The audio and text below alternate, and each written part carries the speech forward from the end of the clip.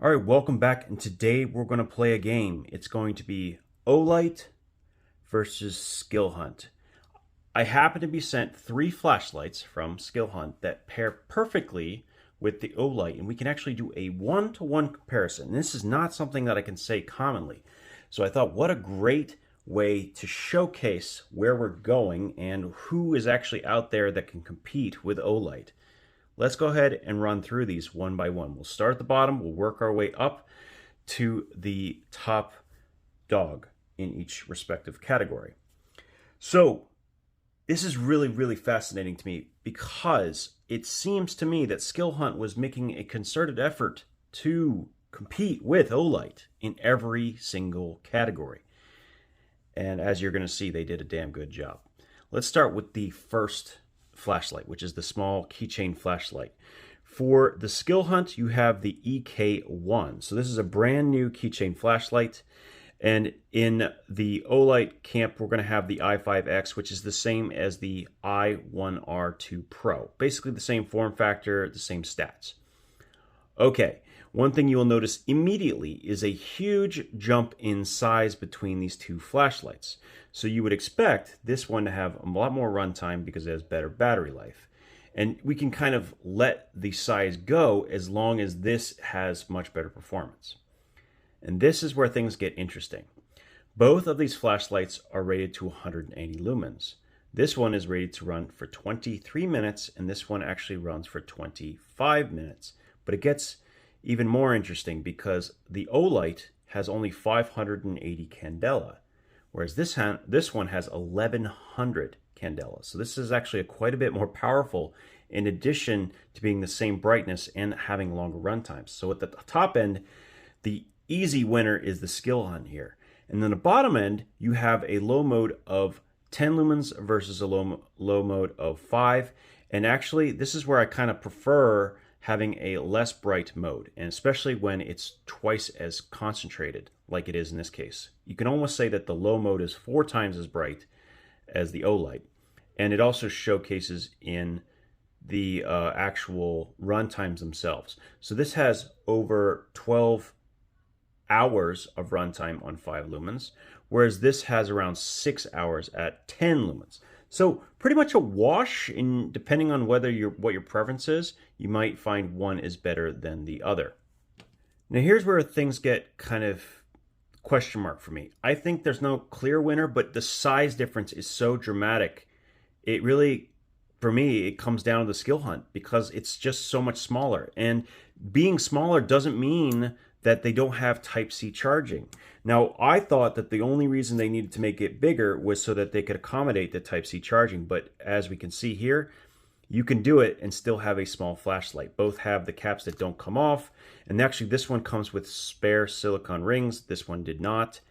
And yeah, I'm also going to say that this one comes in just a little bit cheaper than the Olight on top of everything else. So yeah, that's pretty not so good. The last thing I want to say, and it's just to add insult to injury on this one, they not only offer these small keychain flashlights in cool white, they also offer it in a high CRI emitter, which I don't have with me, unfortunately, but I would love to try now that I've seen it. It won't be quite as bright, but I like high CRI flashlights. So it's a really cool consideration. And yeah, in that regard, I mean, they pretty much wiped Olight off the market with this. The only thing is going to be availability. Now, they're showing up on Amazon as out of stock. They have them on their website, but when they eventually get back on Amazon, I have a feeling these are going to be serious competition to the Olight small keychain lights. Now, moving up to the AA sized flashlights, we have the E2A and the i5R. Now, remember I said I didn't have this anymore? Well, the version that I reviewed way back when was actually a much older, less updated version. What they have done is, one, they've included a new pocket clip, and this is so much better than the original design. And because of the location, you can actually reverse it depending on how you want it to go in your pocket. That's going to give us a big advantage over the Olight. The other thing they have done here is they have included, it comes out top, a 14500 that is 1000 milliamps. Now I don't know how accurate that number is, but it is a Type-C charging battery. Now that is also true with the, okay, I don't have it in the Olight right now. I have some charging, but that is also true to some extent with the Olight, except the Olight has a customized 14500, meaning that it does not take a standard current that is found on these batteries. The 14500, without being modified, it runs around 3.6 volts, whereas the Olight variety only runs at 2.4. So if you were to put this in the Olight, it will not function properly. So you're going to be able to use not just this battery, but any 14500 with this flashlight. That's a big advantage. Now, the next thing let's talk about is output. This has a maximum output of 350 lumens and just over 1090 candela.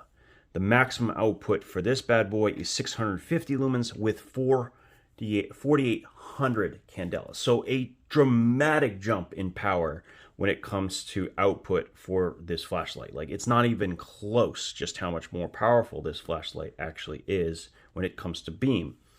But that being said, it doesn't throw that much further because of the type of lens it actually has. It has this sort of honeycomb pattern which actually diffuses the light a little bit, which can actually be, I think, more ideal for this style of light, personally, than the TIR optics you will have in the Olight. That's going to be a preference thing, but one thing you're going to get for sure is a better runtime with the 14500. When you're talking about standard AA, the i5R wins this pretty hands down, not just in runtime, but they also maintain a higher output throughout its entire duration. So it's definitely going to work better with the standard AA, but both of these can use AA's, but this one can't use a standard 14500. That sucks. This also is $37, whereas this is currently on their website for $20. Now this is the variant that I believe, is this the high? No, this is the cool white variety. So this is the bright one.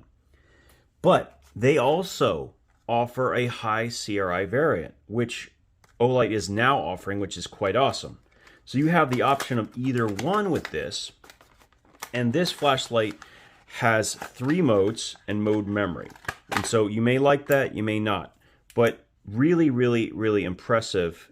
And it is not the same style of switch. So if you turn on this flashlight, you can then half tap to rotate through without turning it off. Whereas it's a little bit different with the Olight. You press it on, and in order to cycle through, you actually have to turn it back off and turn it back on with 2 modes. The lowest being 15 on this one, and the lowest being 5 lumens if you're using a standard AA, or 15 lumens if you are running the 14500. So pretty comparable with the 14500 on low, and the Olight crushes it on runtime. That's the one thing that is the advantage. I think you only get like 25 hours or something like that, or less with this. Actually, I can look at the box. Yeah, you get 25 hours here, and you get about 36 hours with the same lumen count, but it's not going to be the same total light output. I don't know if that's making any sense, but it's a surprisingly close match, and yet this is $17 cheaper, almost half the cost actually, than the Olight. So this is a pretty compelling package already. And yeah, I'm really much more impressed than I expected. The only thing they need to do to completely like wash out Olight is make it so that it doesn't drop after only a single minute using the rechargeable batteries. This is like basically constant across all battery types. And if they had simply allowed it to detect the fact that it's using these lower voltage batteries, it would be much, much better. So at best case, you could say that they're equal, but the fact that you can use a standard 14500, not a customized one, and it comes in multiple varieties, all under $20 from their website, yeah, it's not looking good for Olight so far. It really, really isn't. So this is really compelling. It also ends up somehow being smaller. I don't know how that happened, but it is also slightly shorter. And it looks a little bit wider potentially, but it is also like a more compact package. Very cool. And it's nice having additional competition. They really only fall down on that one aspect of not having different amounts of runtime before their initial drop. Like I would love it to stay at that 200 lumen mark a little bit longer than 1 minute. Other than that, pretty happy with it. Now, let's talk about the big boys. We have the Baton 3 Pro and now their brand new M200 V3. So it is pretty clear to me, as I'm doing some research, that they have gotten a lot of input from the Budget Light forum. And if you're not familiar with it, these are a group of flashlight lovers who have worked really hard with manufacturers to make what they would consider ideal flashlights. And I gotta tell you, they've done a pretty damn good job working with Skilhunt on this one, if they did, because I am very impressed. And we're gonna walk through it all step by step. So let's start with the outside. Both of these flashlights have magnetic charging cables. So you'll notice the magnetic charging system right here, as well as the magnetic charge on the back of the Baton 3. So in the case of the Olight, it uses a proprietary battery, and it cannot use any other battery of any type. And don't believe, actually, this one can be bay charged. Funny enough, it does actually have the ability to be bay charged. But, yeah, only takes these batteries. I've tried other batteries, does not work. So there's that. On this side, we do have protected 18650s, but this is still a standard protected 18650. It'll take any other 18650, but it gets better than that. I didn't realize this at first, but it turns out that this can not only take 18650s, it can also take 2 CR123 batteries. Now, it won't get as much output, but that doesn't really matter. The fact that you have an option to use disposable batteries, that's no joke. I mean, I don't really prefer using these as a formulation. I especially don't like using them in series, primarily because lithium metal batteries, disposable ones like these, are incredibly volatile. They're the ones that usually have the issues with fires and explosions and so on. But the fact that I can do it in an emergency, let's say I have a huge stock of these, I now have a flashlight that can not only use rechargeable batteries, but I can use the disposable ones as well. That's a huge advantage, and that's not something that Olight is doing at all anymore. So pretty cool on that front. Now let's talk about some stats. We'll talk about the lumen count, we'll talk about the runtime. So this is really interesting. So this is 1500 lumens. This has 1400 lumens, using the cool white variants in both cases. Yet this actually has 1,000 more candela than the Olight, meaning that it's going to throw that beam a little bit further, and that may matter. I actually kind of like it a little bit better. It also has a slightly different lens, and as you can see, you have this TIR optic here, which is going to cause the beam to be pretty much uniform across the entire space, whereas this is going to have a slightly dimming ring around the center hotspot. I actually kind of prefer this a little bit more because it's like having multiple different types of flashlights on at any given time. If you're not actually directing it specifically on a spot, you can actually move it to the side and use that secondary beam rings to kind of see something. So you don't have to change your output settings all the time. Just my personal preference, although this has its advantages as well. So that's kind of a wash on the high. The output actually and the runtime on the high is surprisingly comparable. This runs for 3 minutes on its maximum before dropping down to 650 lumens. This one runs for 2 minutes before dropping down to 600 lumens. This has slightly longer run times than this one. It's also slightly higher output. So pretty comparable. Same thing when you go all the way down the list on outputs. Very, very comparable, even at the very lowest. Now you might notice these statements here, L1, L2, M1, M2, and T1, T2. I was a little confused about this at first. The reason it matters is you can program which turbo you want, which medium you want, and which ultra low you want. And when you come back around and use it, it will remember which of the 3 you have in each respective category. This is as easy to use as this one, and yet this is customizable on top of everything else. My favorite, though, is that the lockout being 4 press, 1, 2, 3, 4, as you can see, it blinked. You can actually hold press for the lowest mode, and it'll just stay on until you let go. So even in lockout mode, you can use this flashlight briefly and then let go. When you do that with this light, it just flickers on from lockout to not lockout and lockout to not lockout. I like this even better for that respect. So you got same wireless charging, you have more versatility in batteries, you have more options as far as position of the pocket clip. There's actually 2 positions. You can flip it around depending on how you like it. You have the lockout options that are a little bit better here. You have programmable output settings at different steps. Yes, this has a sensor, but they've actually recalled most of these, and now the new ones don't have the sensor at all, so that's kind of a moot point. And both of them have magnetic tails as well. I forgot to mention that. So both have magnetic tails, both can be attached, and they work pretty well. Both about the same strength. Even the length is really similar, okay? So we're pretty strongly in the favor of the Skilhunt.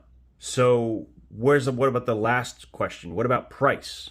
So therefore, it's got to be, with all these new features, it's got to be more expensive, right? No. Actually, that's not the case. This is $70 right now, $69.99.